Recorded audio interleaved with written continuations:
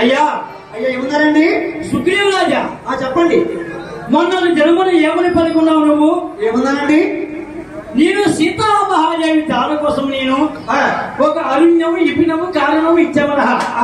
నేను సీతామహాదేవి దాని కోసం ఎదుగుదాలాగా సీతామహాదేవి దాడలు నేను ఎదుగుదాలాగా అరణ్యములోని మీ అన్నగారు ఎవరు వాళ్ళని నువ్వును ఘోరాఘోరం చేస్తున్నారు. చేస్తున్నామండి.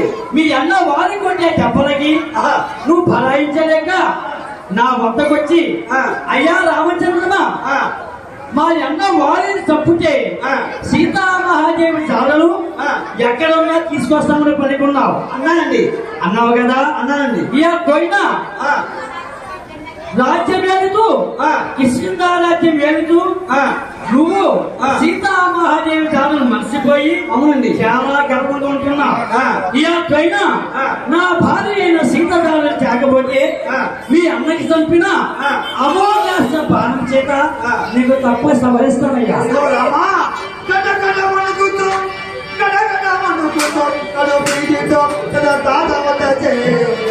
అయ్యో రాఘవా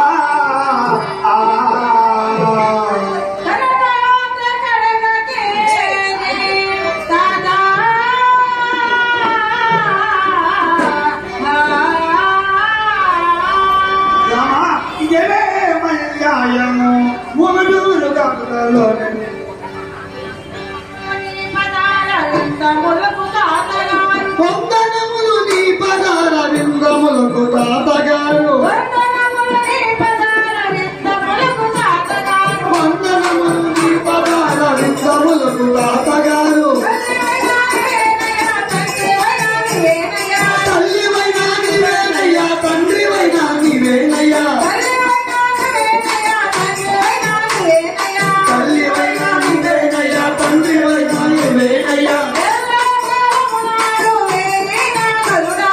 ఎల్లా కాలము నాకు ఏది నా గనురావు ఎల్లా కాలము నీవు ఏది నా గనురావు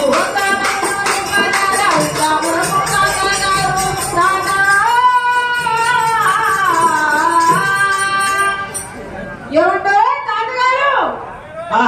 అయ్యా నేనండి రారాజు సుగ్రీవాలండి.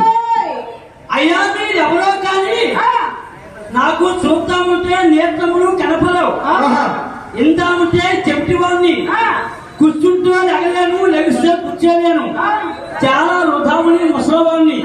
నా పేరు జాంబవంతుడు అంటారు. నా పేరు జాంబవంతుడు. మీరెవరో కానీ దగ్గరగా వచ్చి బిగ్గరగా మాట్లాడవయ్యా. తాతగారు నేనండి కిష్కిందా రాజ్యం ఏలే సుగ్రీవ మహారాజునండి, వారి తమ్ముడిని. ఓహో నాకు ఆకలేస్తుందని ఓ తాతగారు ముసలవారు నేత్రములు కనపడవు, చాలా ఆకలి బాధతో ఉన్నానని నాకు అంటుపడి తెచ్చారేటని తింటాకి. అమ్మయ్యో ఏమండో నేనండి రారాజు సుగ్రీవ మహారాజు. ఓహో కిష్కిందా రాజ్యం వెళ్ళే వారి తమ్ముడైన సుగ్రీవుడువా? ఎండలైన ఎట్లయినా తాత తాత నా వద్దకు వచ్చావు, నాతో పనే ఉందని ఎట్లయినా నాకు ఆపదకాలం వచ్చిందండి. ఏం ఆపద వచ్చింది? ఏం ఆపదంటే నా అన్న వారిని చంపితే సీతామహాదేవి చాలా తీసుకొస్తానన్నారండి. అవును ఇప్పటికి 10 మాసములు అయిందండి, సీతామహాదేవి చాలా తీసుకురాలేదు. శ్రీరామచంద్రుడు పిలిపించి మీ అన్నకి తప్పని అమ్మకాస్తుల పలుకుస్తానన్నారండి. ఏమన్నావు? సీతామహాదేవి దారులు తేకపోతే మీ అన్నకి చంపిన అమోకాశ భారత చేత సవరిస్తా ఉన్నారా? ఇప్పుడు నాకేం చేయమంటావు? ఏముందండి మా సైన్యానికి పెద్దవారు కనుక 100 రాముల సముద్రం దాటి ఆవలకెళ్ళి సీతామహాదేవి చాలా తీసుకురండి తాతగారు. ఏమంటున్నారండి? ఈ సైన్యము మన వనచర్యులు సైన్యము 78 మంది వనచర్యులు. ఈ 78 వనచర్యులకి సుగ్రీవ, అంగద, కవయ, గంగనాథన, సుసేన, జాంబవంత, దశముఖ ఇంతమంది వనచర్యులు పెద్దవాడిని నేనే. అయ్యా సుగ్రీవ, 100 రాముల సముద్రం దాటి ఆవలకెళ్ళి సీతామహాదేవి దాడులు తెమ్మంటున్నావు. నాతో యుద్ధం చేస్తున్నావా, యాడవులు చేస్తున్నావయ్యా? అయ్యో మీతో ఎంత ఏంటండి తాతగారు? నేను ఏ స్థితిలో ఉన్నాను? కూర్చుంటే లేగలేను, ఆ, లెగుస్తే కూర్చోలేను, అవును. చాలా వృధావిని ముసలవాణ్ణి. ఆ, అయ్యా ఉప్పని వాణి అప్పని వాణి కాదని నేను ఎప్పుడు వారండి? చాలా పెద్దవాణ్ణి. ఆ. మీరు ఎన్ని విధములు చూశారు? 4 యుగములు చూశామండి. కృత, త్రేత, ద్వాపర, కలియుగం మట్టు ఎరుగుతుంది తాతగారు. మీరు చూసిన యుగములు ఆ, కొత్త త్రేత దోపర కలిగి మట్టి తెలుసు. అవునండి. ఈ 4 కాములుగా ఆ, ఇంకా 10గా చూశాను. ఆ, ఎటువంటి ఏంటి? ఆ ఎటువంటి కారణంగా ఆ, చెప్తున్న ఆలకించలే సుగ్రీవరాజా, అయ్యా, నీ చూసిన యుగములు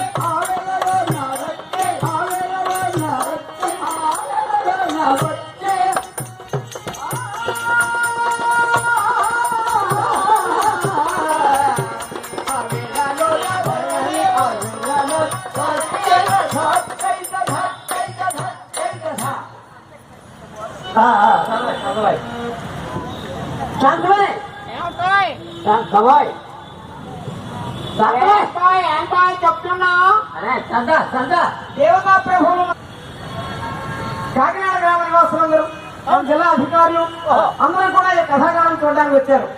అసలు ఏం కథ చెప్తున్నావా?